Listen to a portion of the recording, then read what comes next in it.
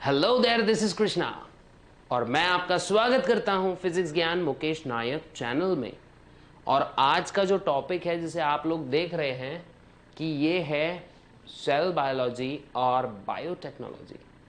और cell biology और biotechnology जो है इसके बारे में हम लोग इस चैप्टर में डिस्कस करने वाले हैं। ठीक है, देखो पोर्शन भले रिड्यूस्ड हो चुका है, बहुत सारी चीज़ें रिड्यूस हो चुकी हैं, लेकिन हम लोग पूरा देखने वाले हैं इस चीज़ को, क्योंकि भले आज हमारा पोर्शन रिड्यूस हुआ है लेकिन 11th 12th और नीट में आपको ये चीज़ें रिड्यूस नहीं होगी, आपको पूरी स्टडी करनी पड़ेगी। तो हम आपका बेस बनाने की कोशिश कर रहे हैं, ठीक है। और इसीलिए हम लोग देखेंगे इस चैप्टर में, क्या देखेंगे, what is mean by cytology. देखो हमारे इस चैप्टर के टॉपिक्स क्या क्या है। साइटोलॉजी क्या होता है, फिर उसके बाद स्टेम सेल्स क्या होते हैं, फिर बायोटेक्नोलॉजी और उसके एप्लीकेशंस कहाँ कहाँ पे है, important stages in development of agriculture, biotechnology की मदद से कैसे हम एग्रीकल्चर को भी एकदम बेस्ट कर सकते हैं, ये हम लोग देखने वाले हैं यहाँ पे, ठीक है। अब देखो सबसे पहला टॉपिक हमारा जो है वो है साइटोलॉजी, है ना। तो ये क्या है बच्चों, ये है the branch of biology which deals with study of cell, its internal structures and all, ठीक है ना। जो सेल्स है, सेल ऑर्गेनल्स है, उसकी स्टडी को हम क्या कहते हैं बच्चों, हम इसको कहते हैं साइटोलॉजी। तो क्या होगा बच्चों cytology,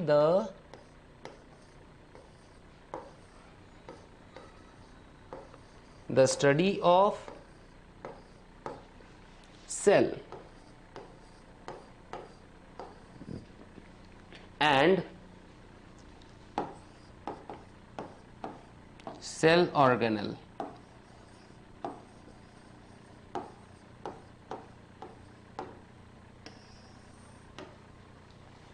the study of cell and cell organelle, इसी को हम कहते हैं बच्चों साइटोलॉजी। क्या कहते हैं, साइटोलॉजी। तो जब भी हम सेल और सेल से रिलेटेड चीज़ों की पढ़ाई करते हैं तो इसी को हम बोलते हैं साइटोलॉजी। और सेल मेरे को बताने की ज़रूरत नहीं है, आप लोग को सबको पता है कि what is meant by cell, the basic structural and functional unit of life. जैसे दीवार बने ईंटों से, दीवार बने ईंटों से, वैसे ही सेल बने, वैसे ही टिश्यूज़ और ऑर्गन्स बने बहुत सारे सेल्स से।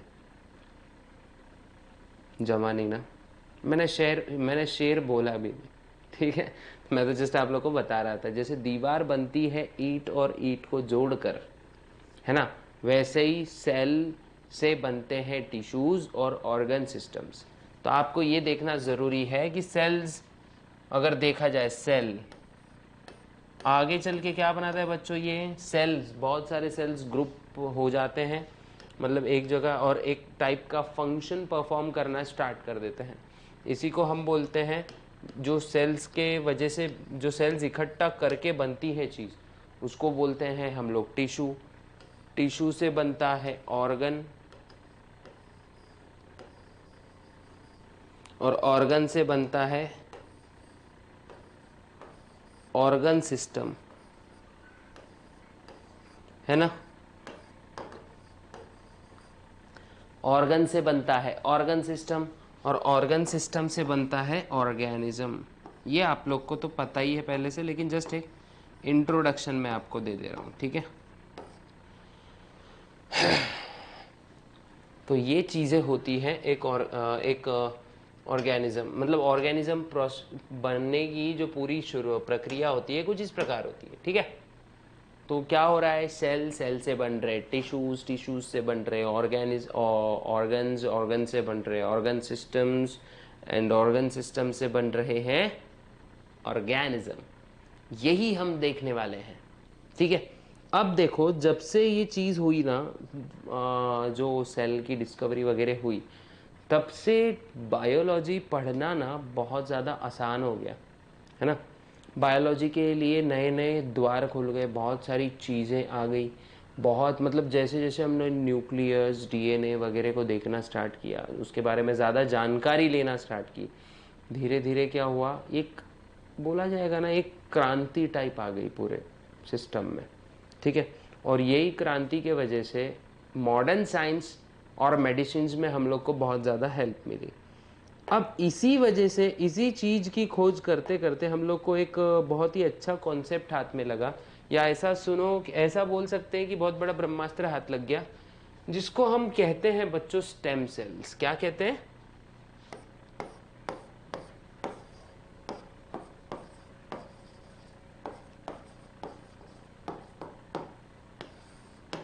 Stem cells. अब ये जो स्टेम सेल्स है ना, बड़े गजब की चीज है ना, बड़ी गजब की चीज है। हमारे बॉडी में रेस्पिरेटरी सिस्टम जो है वो उसका काम करता है ना। रेस्पिरेटरी सिस्टम के रेस्पिरेटरी सेल्स होते हैं, सर्कुलेटरी सिस्टम के उसके अपने सेल्स होते हैं, और हर किसी का फंक्शन जो है ना वो निर्धारित होता है, मतलब पहले से डिसाइडेड होता है। Now what stem cells are actually? Question arises. So, dear ones, stem cells are those cells which are not differentiated, or else we can say which did not get any type of function to perform. और ये नेव sales होते हैं, इनको कुछ पता नहीं है, ये जस्ट सेल्स है, इनको कुछ भी पता नहीं होता है कि ये क्या होते हैं, इनका काम क्या है, इनका जस्ट नया नया जन्म होता है, ठीक है। और फिर बाद में इनका डिफ्रेंशिएशन होता है और उनको एक पर्टिकुलर परफॉर्मेंस, सॉरी क्या बोलेंगे हम लोग, एक काम दिया जाता है, मतलब बॉडी देती है ये काम। ऐसे समझ लो आप लोग नए नए लगे हो जॉब पे, लेकिन आपको उसका डेजिग्नेशन नहीं पता है ना, और फिर आपको कोई तो भी ऊपर से ऑर्डर आएगा कि नहीं भाई आपको फाइल्स उठा के यहाँ से वहाँ करनी है, या फिर आपको कंप्यूटर पे बैठ के नहीं क्या अकाउंटिंग करनी है, या फिर आपको फील्ड वर्क मतलब बाहर जाके काम, मतलब बाहर जाना है और डेटा इकट्ठा करना है। तो ये होते हैं नेव सेल्स, मतलब स्टेम सेल्स। ये नेव होते हैं, मतलब इनको कुछ नहीं पता, ये इनका कोई डिफ्रेंशिएशन नहीं हुआ रहता है, समझ रहे हो। तो ये चीज़ है, स्टेम सेल्स यही होते हैं। तो देखो अगर हम लिखना चाहे इनको, ये स्पेशल टाइप के सेल्स होते हैं जो कि मल्टी सेलुलर ऑर्गेनिज्म में पाए जाएंगे, जो कि हर टाइप के सेल का, मतलब बोलेंगे ना हर टाइप के सेल का ओरिजिन होते हैं, मतलब हर टाइप के सेल को क्या करेंगे ये एग्जिस्टेंस में लेके आएंगे, ऐसा भी बोल सकते हैं हम लोग।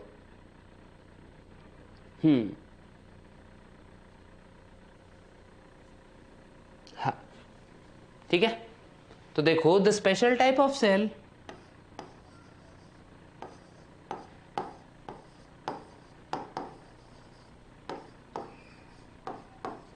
ये क्या होते हैं, special type of cells which in, ये एक इंपॉर्टेंट चीज है, multi cellular organism, okay, multi cellular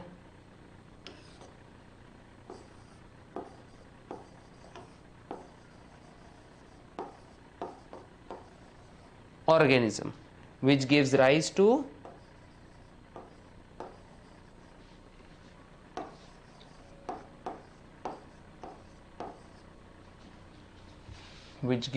to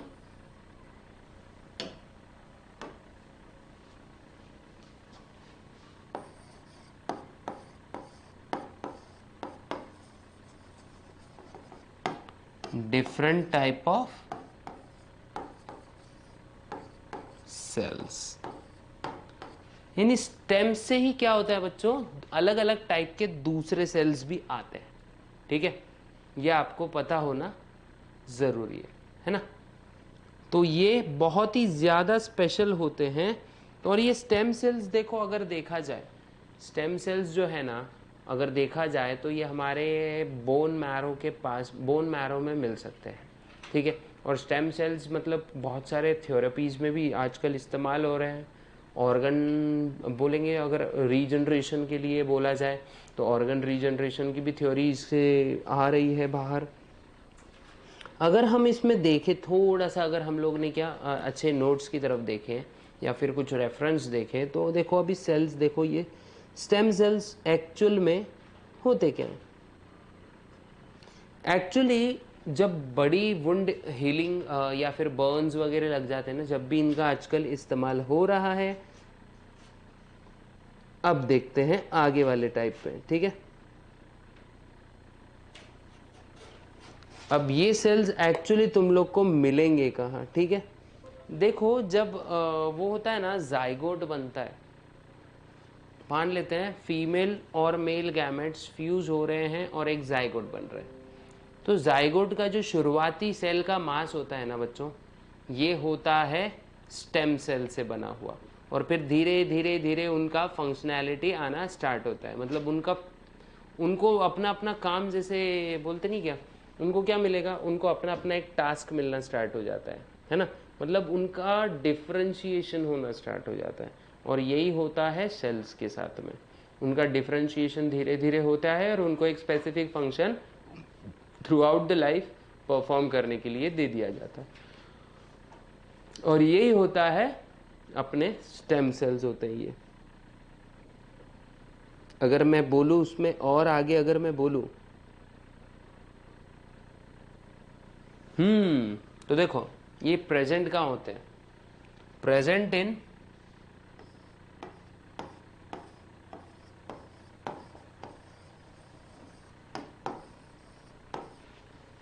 umbilical cord. देखो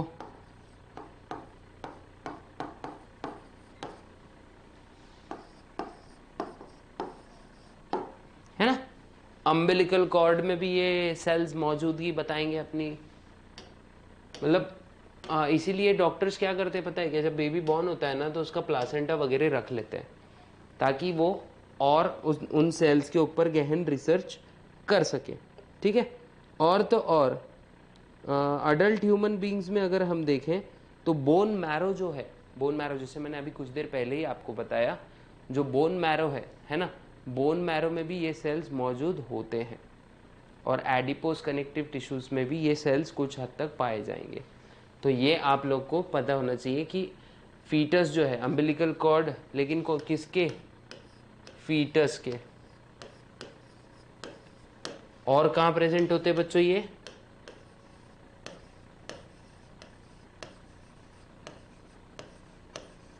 बोन मारो अडल्ट्स, है ना, अडल्ट्स के बोन मैरो में भी ये मौजूद होंगे। ये एक इंपॉर्टेंट चीज होवे है, ठीक है, एक बहुत इंपॉर्टेंट चीज है। अगला जो टॉपिक देख रहे हैं हम लोग, स्टेम सेल रिसर्च देख रहे हैं अभी, ठीक है। आपके थ्योरी, आपके जैसे सिलेबस के अकॉर्डिंग स्टेम सेल रिसर्च अगर मैं बोलूँ तो वो है, और यूजेस क्या है स्टेम सेल्स के, ये हम लोग देखने वाले हैं, ठीक है।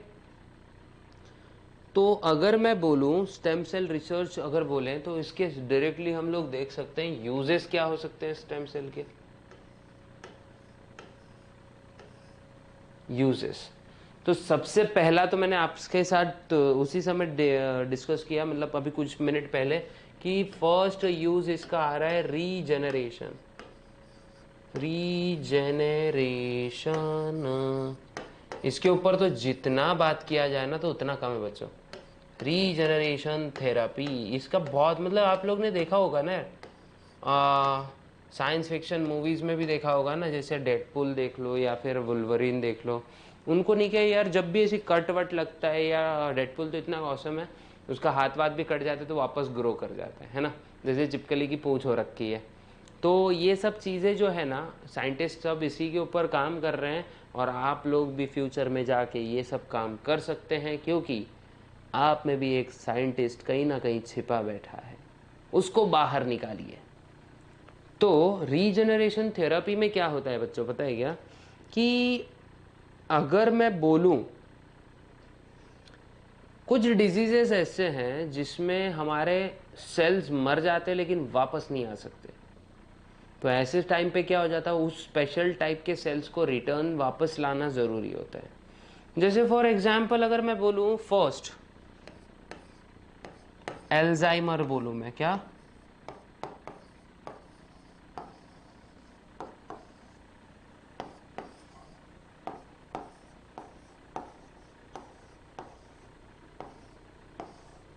Alzheimer's disease. इन शॉर्ट अगर बोला जाए तो भूलने की बीमारी,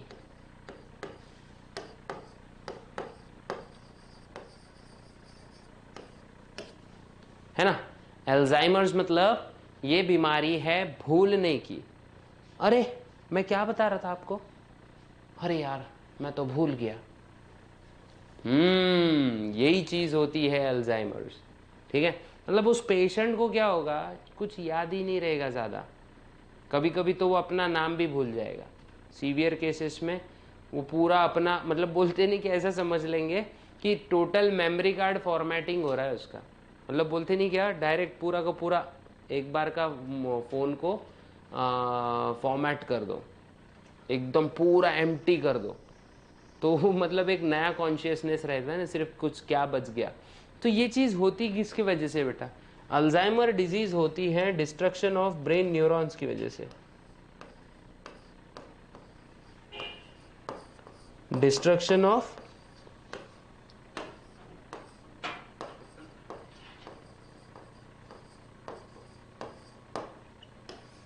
किसकी वजह से होती है बच्चों? ये डिस्ट्रक्शन ऑफ न्यूरॉन्स। अब न्यूरॉन्स से रिलेटेड आपको एक इतना जबरदस्त चीज बताता हूं मैं कि न्यूरॉन्स एक ऐसे सेल के टाइप्स हैं जो रीजनरेट नहीं होते हैं, है ना। न्यूरॉन्स सेल्स which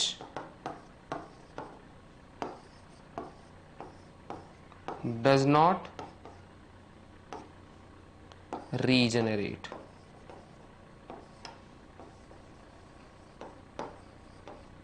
है ना, ये ऐसे सेल्स होते हैं बच्चों जो वापस से बनाए नहीं जा सकते। मतलब ये बॉडी वापस इसको बनाती नहीं। कितना अच्छा होता है ना रे, बार बार अगर वापस वापस चीज़ें आते रहती, है ना, तो हम भूलते भी नहीं, हमारा दिमाग और ज़्यादा तेज हो जाता और हमको प्रॉब्लम्स ही नहीं आते। लेकिन अफसोस ऐसा कुछ नहीं है, हमारे न्यूरॉन्स डीजेनरेट होने के बाद वापस नहीं बन सकते नॉर्मल बॉडी सेल्स की जैसे। तो ऐसी डिजीज में क्या करना पड़ता है बच्चा? ये हो गया। फिर बाद में सेकंड एक डिजीज है आपकी, ना बोलूंगा मैं, पार्किंसंस डिजीज।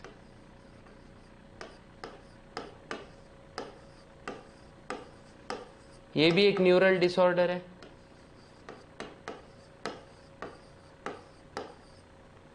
है ना। इसमें भी क्या होता है, आप लोग के न्यूरॉन्स तबाह हो जाते, मतलब डिस्ट्रॉय होते रहते हैं, जिसकी वजह से बॉडी एकदम से वाइब्रेटिंग मोड पर चली जाती है। मतलब अगर बोले ना कि कुछ लोगों को आपने देखा होगा, ये हाथ ऐसे नॉर्मल हिल रहा है, फालतू में ऐसा ऐसा ऐसा ऐसा ऐसा ऐसा हिल रहा है, या फिर गर्दन ऐसी ऐसी ऐसी ऐसी करते रहती है, या फिर बोलते नहीं कि अननेसेसरी रिफ्लेक्सेस उनके हाथ में या पैर में, पैर भी कंटिन्यू उनका हिलते रहता है। तो ये जो अननेसेसरी रिफ्लेक्सेस हैं, इसको अगर रोकना है तो ऐसे समय क्या होता है, हम लोग को न्यूरॉन्स नए बनाने पड़ेंगे, है ना। अगर मैं मायोकार्डियल इन्फार्क्शन बोलूँ, अगर अपने हार्ट के मसल्स भी खराब हो रहे हैं धीरे धीरे, तब भी ये थेरेपी काम आने वाली है ना। तो इसमें क्या होता है बच्चा, पता है क्या? Stem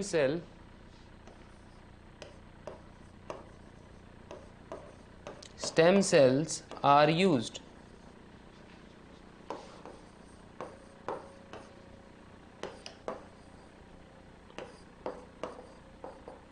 to treat such disorder।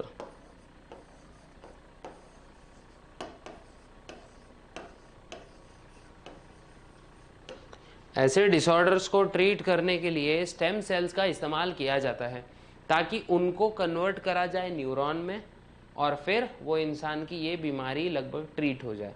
लेकिन ये जो टेक्नोलॉजी है अभी फ़िलहाल इनिशियल स्टेजेस में है। मतलब इतना प्रोग्रेस तो हो रहा है, ऐसा नहीं है कि नहीं हो रहा है, लेकिन बोलते नहीं क्या यार, वो जैसे अपन बुखार ठीक कर दिया, है ना, गोली खाई बुखार ठीक, वो लेवल उतनी आसानी से ये बीमारियां अभी फ़िलहाल तो नहीं जा सकती। हाँ, इसको हम स्लोअर डाउन ज़रूर कर सकते हैं with the help of medications, लेकिन टोटल इरेडिकेशन करना right now it is next to the impossible. लेकिन धीरे धीरे जैसे जैसे रेवोल्यूशनाइज होएगी मेडिसिनल फील्ड और बायोटेक्नोलॉजिकल फील्ड, ये चीज़ें और आसान होते चले जाएगी। नेक्स्ट अगर देखेंगे हम लोग ऑर्गन ट्रांसप्लांट, क्या देखेंगे बच्चों? Organ transplant.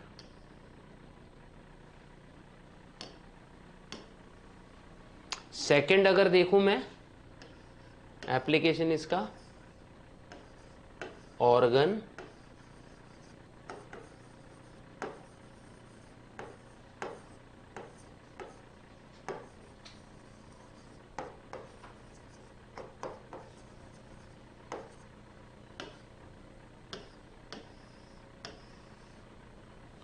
ऑर्गन ट्रांसप्लांटेशन, है ना।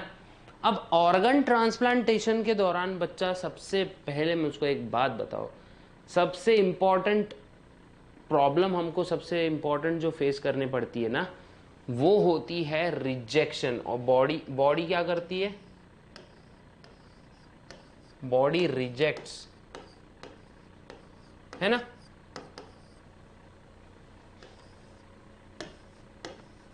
Organ from donor.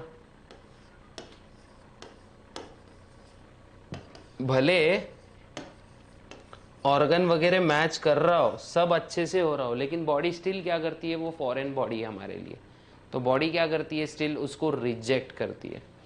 तो ये रिजेक्शन अगर नहीं होना चाहिए और प्रॉपरली ये सब अच्छे से हो जाना चाहिए, तो देखो लिवर हो गया, किडनी हो गई, ये कुछ ऑर्गन ऐसे हैं जो स्टेम सेल्स की मदद से बनाए जा सकते हैं।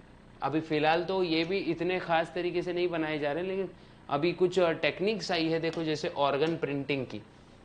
उसमें क्या किया जाता है? हमारे बॉडी से सेल निकाल के वहाँ पे रेप्लिकेट उसको, मतलब उसका सेल डिवीजन करवा करवा के एक नया ऑर्गन बनाया जाता। अब सेल्स भी जब हमारे होंगे, हर चीज़ हमारी होंगी, तो बॉडी रिजेक्शंस का प्रॉब्लम आना ही नहीं चाहिए। और यहाँ पे हमारा ये स्टेम सेल टेक्नोलॉजी बहुत ज़्यादा यूज़ होता है, ठीक है। अगर मैं बोलूँ if cells are taken from patient, अगर पेशेंट से ही क्या करें हम, सेल्स लें, if cells are taken from patient and new organ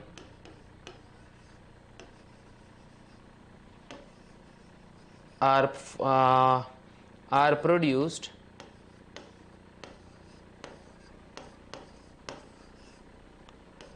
then problem can be solved.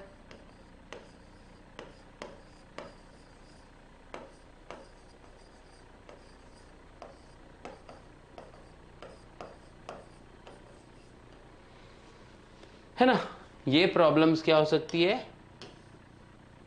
Solve हो सकती है। तो ऐसे ही हम लोग देख सकते हैं कि कैसे स्टेम सेल टेक्नोलॉजी, कैसे स्टेम सेल्स को यूज करके हम लोग नए नए ऑर्गन्स भी बना सकते हैं। और यही है हमारा सबसे इम्पॉर्टेंट योगदान, हमारा मीन्स स्टेम सेल का सबसे इम्पॉर्टेंट योगदान। और हमारे लिए स्टेम सेल्स वरदान से कम नहीं है, तो ये अब हम लोग ने समझना चाहिए, ठीक है। और अगला जो टॉपिक हम देखेंगे, ऑर्गन ट्रांसप्लांटेशन, अगर आपको समझ में आया हो, है ना। ऑर्गन ट्रांसप्लांटेशन में क्या किया जाता है? डोनर से ऑर्गन लिए जाते हैं और फिर वो पेशेंट में ट्रांसफ़र किए जाते हैं। लेकिन उस दौरान क्या होता है पता है क्या? उसकी जो इम्यूनिटी है वो उसको अपोज करती है। पेशेंट की जो इम्यूनिटी है, भले वो ऑर्गन्स मैच कर रहे हो, स्टिल पेशेंट की इम्यूनिटी उसको हमेशा अपोज करेगी।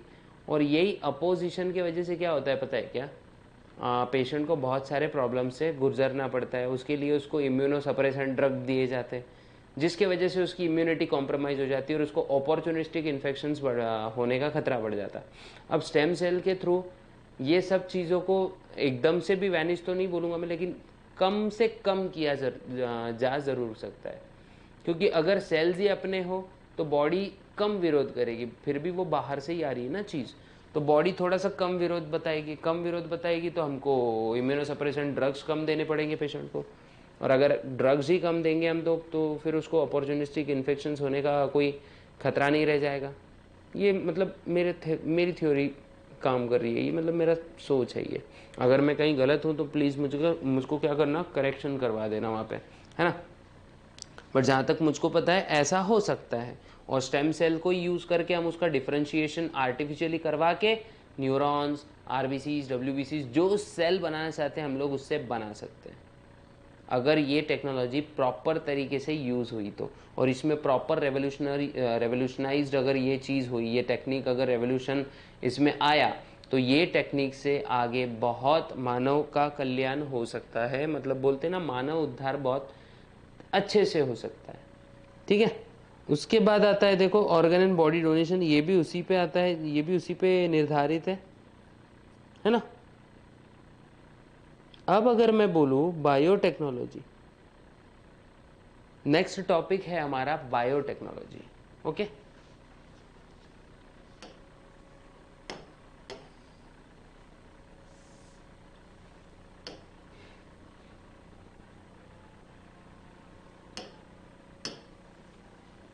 अब देखते हैं बायोटेक्नोलॉजी।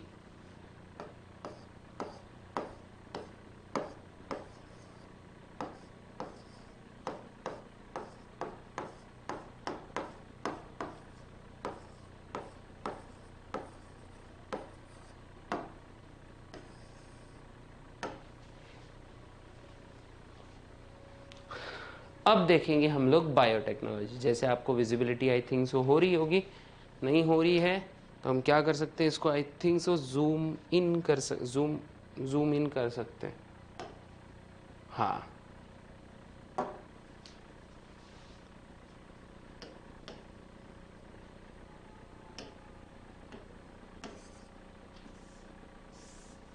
अब देख सकते हैं आप लोग को बायोटेक्नोलॉजी क्या होता है। अब सबसे पहले मुझको बताओ, मुझको मतलब अपन डिस्कस करेंगे ये चीज़ कि बायोटेक्नोलॉजी एक्चुअली होता क्या है ना। तो देखो टेक्नोलॉजी को यूज़ करके हम बायोलॉजिकल चीज़ों को मॉडिफाई करें for the sake of economic and human welfare, तो इस टर्मिनोलॉजी को हम बोलेंगे बायोटेक्नोलॉजी, है ना। मतलब इस टर्म को क्या बोलेंगे हम लोग, बायोटेक्नोलॉजी। हम क्या कर रहे हैं, मॉडर्न टेक्निक्स को यूज़ कर रहे हैं, इंजीनियरिंग्स को यूज़ कर रहे हैं, और उसके मदद से क्या कर रहे हैं, बायोलॉजिकल लाइफ फॉर्म्स को इस तरीके से अल्टर कर रहे हैं कि हमें हमारी डिज़ायर्ड चीज़ें मिल सके और हमारा इकोनॉमी बढ़ सके, और हमारी फूड की, मेडिसिन्स की और अन्य कई तरीके की डिमांड्स को पूरी की जा सके। और यही होता है बायोटेक्नोलॉजी का असली अर्थ, यानी using technology we can alter the life forms in such a way that it will increase our economy and it will lead to human welfare। यही होता है बायोटेक्नोलॉजी। और आजकल की और आज के मॉडर्न साइंस में बायोटेक्नोलॉजी का बहुत अहम रोल है।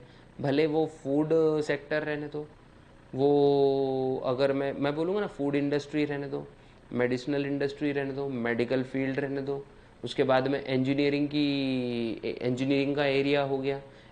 आप बोलोगे सर इंजीनियरिंग का एरिया कैसा, अरे भाई सब चीज़ करने के लिए इंजीनियर्स को भी तो वैसे इंस्ट्रूमेंट्स बनाने पड़ेंगे ना, तो फिर उनको भी तो स्कोप मिल रहा है ना बायोटेक्नोलॉजी की वजह से। मतलब उन अपने मतलब बायोलॉजिकल फील्ड की वजह से इंजीनियर्स को भी बहुत ज़्यादा स्कोप मिल रहा है कि नहीं। उसके बाद में अगर मैं बोलूँ फूड इंडस्ट्री, ये वो हो गया, क्लोथिंग इंडस्ट्री में भी ये चीज़ें काम कर रही है आजकल। मतलब ऐसे टाइप के फाइबर्स को बनाया जा रहा है जिसकी वजह से क्लोथिंग सेक्टर अच्छा हो जा रहा है। मतलब इतना मैं इसका एप्लीकेशन नहीं बता सकता हूँ, लेकिन अगर क्लोथिंग का अगर बोले तो मैं कॉटन का एग्जाम्पल सबसे अच्छा ले लूँगा आपके सामने में। तो ऐसा कॉटन बनाया जा रहा है कि भाई नहीं सड़े ना, कॉटन की फसल खराब ना हो। बैसिलस थरंजिएंसिस आप लोग देख सकते हैं, बीटी कॉटन, है ना। बीटी कॉटन सब ने ही सुना होगा, आप में से बहुत सारे लोग फार्मर्स होंगे, बहुत सारे फार्मर एग्रीकल्चरल बैकग्राउंड से आते होंगे, तो आपको बीटी पता होगा, बीटी कॉटन क्या होता है। और पिछले लेक्चर्स में भी हम लोग ने डिस्कस किया था इस बारे में, नहीं देखा वीडियो तो जाके देख लो ना यार। और देखने से पहले पहले एक बात बोल रहा हूँ मैं आप लोग को, शेयर करो, सब्सक्राइब करो, नोटिफिकेशन दबा दो, क्योंकि बहुत इंपॉर्टेंट है।